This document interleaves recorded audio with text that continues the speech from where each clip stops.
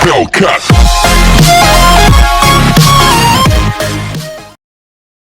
So hello everyone, कैसे हैं आप लोग? उम्मीद है अच्छे होंगे। हमने बेसिक लेंस का हमने बेसिक इंट्रोडक्शन पढ़ लिया था, पुराने लेक्चर में हमने समझा था। आज हम लेंस फार्मूला करने वाले हैं। आज कॉन्वेक्स के लिए करने वाले हैं, देन फिर कॉन्केव के लिए करेंगे और फिर लेंस मेकर की तरफ चलेंगे। लेंस फार्मूला आपने पहले भी पढ़ा हुआ है 10th में, इसका प्रूफ। यहाँ पर देखो, ये डबल कॉन्वेक्स लेंस मैंने बनाया है। कॉन्वेक्स लेंस के लिए हम प्रूफ कर रहे हैं। क्या क्या चीजें हमको करनी होगी या क्या क्या चीजें हमको बननी चाहिए, उसके बारे में थोड़ी सी बात कर ले रहे हैं। सबसे पहले तो आपको सिमिलर ट्रायंगल्स के बारे में पता होना। आपको ये डेरिवेशंस अच्छे से समझ में आएगी और बन जाएगी। ज्यादा डिफिकल्ट है नहीं, बहुत ईजी है। सिमिलर ट्रायंगल के बारे में पता होना। दूसरी चीज आपको यहाँ पर, सबसे पहले हम सिमिलर ट्रायंगल लगाएंगे। दूसरी बात में, जितने भी डिस्टेंसेस वहां पर मेंशन होंगे, उन सारे डिस्टेंसेस को हम इन टर्म्स ऑफ ओ लिखेंगे। What is O? O is optical centre. जैसे मिरर में होता था पोल, जिसको पी से डिनोट करते थे। यहाँ पर ओ है, दैट इज ऑप्टिकल सेंटर। और ये करने के बाद तीसरे नंबर पे हम लगाएंगे साइन कन्वेंशन। तो ये हमारी डेरिवेशन जो है इन 3 स्टेप्स में कंप्लीट होने वाली है। सबसे पहले सिमिलर ट्रायंगल, फिर distances in terms of O, और देन फिर साइन कन्वेंशन। यहाँ देखो, ये ए बी कोई ऑब्जेक्ट है। ए बी के ये प्रिंसिपल एक्सिस है। प्रिंसिपल एक्सिस के पैरेलल जो भी लाइन जाती है, हमेशा वो फोकस से होकर पास होगी। ये फोकस से होकर पास हुई यहाँ कहीं पर। दूसरी लाइट रे ऑप्टिकल सेंटर से निकलती है, और ऑप्टिकल सेंटर से निकलने वाली लाइट रिफ्लेक्ट नहीं होती, वो सीधी निकल जाती। और यहाँ पर हमको इमेज फॉर्म होती है, that is A dash B dash, और इस पर्टिकुलर पॉइंट का हम नाम दे रहे हैं डी। ठीक है। अब हम सबसे पहले सिमिलर ट्रायंगल देखेंगे। तो यहाँ देखना ध्यान से, 2 ट्रायंगल हैं। एक ट्रायंगल दिख रहा है in triangle A B O and triangle A dash B dash O. A B O, A dash B dash O. ध्यान से देखो, ये 90 डिग्री है, और ये देखो ये वाला एंगल इक्वल है। 2 एंगल इक्वल है तो ऑब्वियस सी बात है तीसरा एंगल इक्वल होगा। वैसे यहाँ जेड जैसी शेप भी बन रही है ना। वो भी आप देख सकते हो। तो 2 एंगल इक्वल है तो ये सिमिलर ट्रायंगल हो जाएंगे। आप यहाँ लगा दोगे बाय सिमिलरिटी। सिमिलरिटी में क्या होता है, देखो, अगर 2 सिमिलर ट्रायंगल है तो उनकी जो कॉरेस्पॉन्डिंग साइड्स का जो रेशियो है वो इक्वल होता है। इसका परपेंडिकुलर अपॉन इसका परपेंडिकुलर। इसका परपेंडिकुलर कितना है? A B.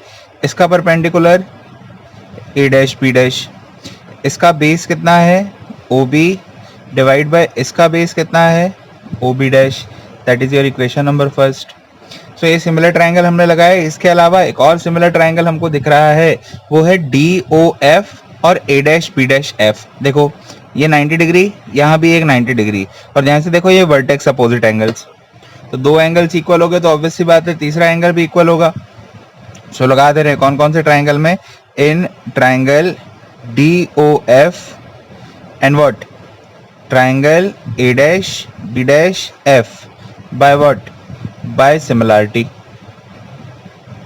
लगा दे रहे हैं सिमिलरिटी। Perpendicular upon perpendicular. इसका परपेंडिकुलर कितना है? D O. इसका परपेंडिकुलर कितना है? A dash B dash. That is equal to, इसका बेस कितना है? ओ एफ, डिवाइड बाय इसका बेस कितना है?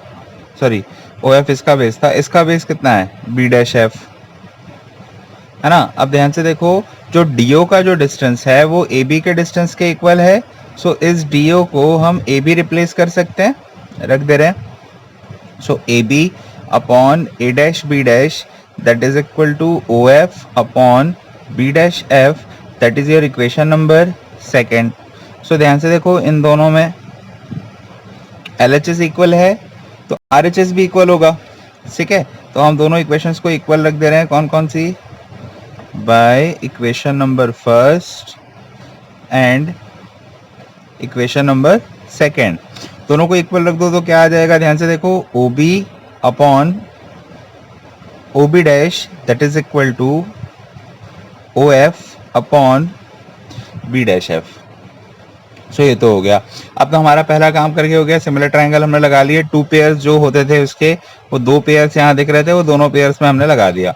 अब अगला काम करना है distances in terms of O, क्योंकि सारे डिस्टेंसेस को ओ से मेजर करते हैं।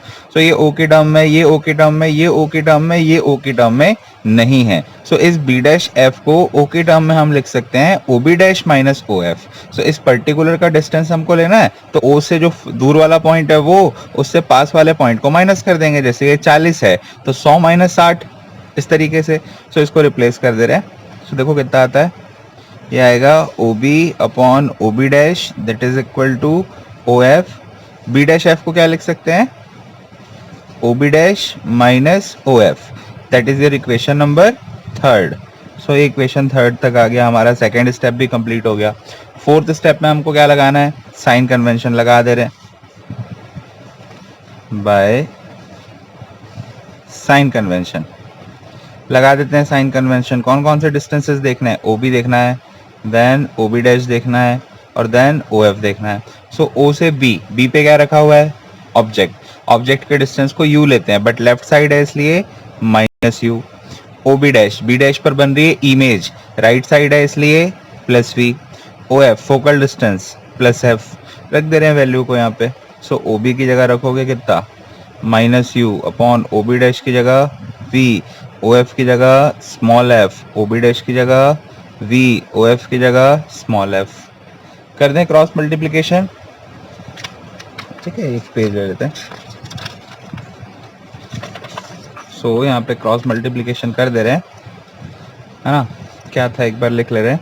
सो हमारा रिजल्ट आ गया था minus u by v is equal to small f upon v minus f. कर दो क्रॉस मल्टीप्लिकेशन, यहाँ इंटू होगा, सो यहाँ आ जाएगा minus U V plus U F is equal to V F.